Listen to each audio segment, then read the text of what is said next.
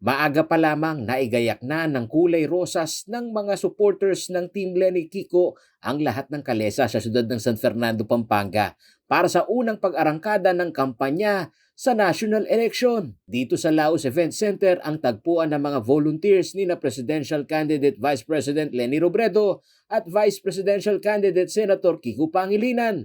Mapa senior citizen, taong simbahan at mga kabataan, giliw na giliw sa pagsasaayos sa mga binihisang kalesa. Ang tingkad ng kulay rosas ay hindi umano mahirap ipaunawa sa tao. Ayon sa volunteer na si Romary Di Macali, ito'y simbolo ng tunay na pag-ibig na kumakatawan umano sa imahe ng kanilang sinusuportahan na si VP Leni Robredo. Kulay rosas ang kinabukasan ng bansa. Dahil ang rosas, sumisimbolo siya sa pag-ibig. Pwede sa pag-ibig. So, pwede tayong mag-umpisa sa pagmamahalan at magiging tuloy-tuloy na yun na magtutulong-tulungan yung mga Pilipino. Ang kasagraduhan ng salitang katotohanan naman ang gustong idugtong ng madring sumusuporta kay VP Leni sa Pampanga. Ayon kay Sister Rosa Yaya ng Dominican Sisters of Our Lady of Remedies, di hamak na may mas pinahahalagahang kredibilidad ang sinusuportahan nilang kandidato sa pagkapangulo. Siyempre talagang ang tinatayuan namin ay tungkol sa katotohanan. Saka dapat talaga manalo yung kung sino yung dapat, no? At nakikita namin si Leni talaga yung dapat.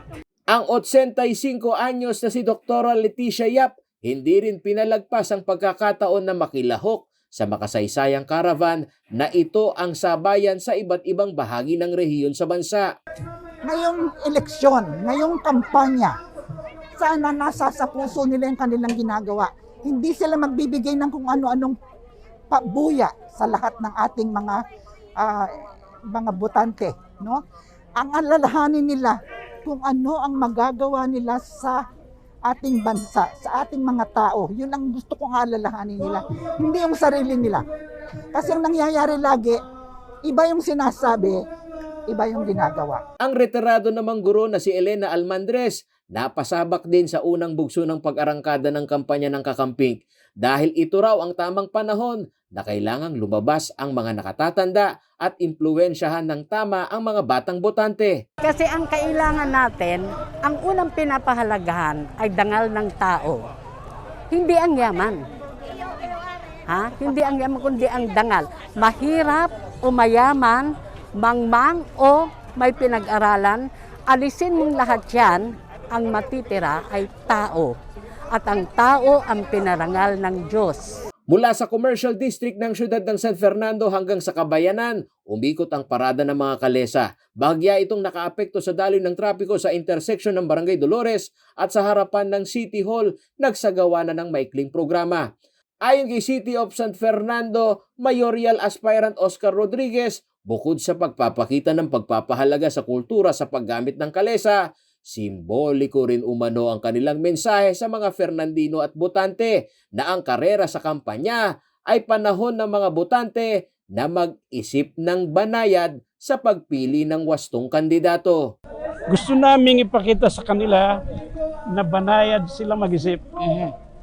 Na ang bukas ay nakasalalay din sa kanilang hanay. Kung sa mabagal na paglakad ng mga kalesa, pinararating namin sa kanilang kaisipan, mag-isip kayo ng banayad. Ayun. Huwag maging mapuso. Sapagkat nakasalalay ang hinaharap nating lahat, particularly ang bansa, sa mga gagawin nating desisyon, lalo na dito sa halalanan nito, kung sino ang pipiliin natin, baka ang mapili natin lalong magdadala sa bansa sa tinatawag nating kumunoy ng kahirapan.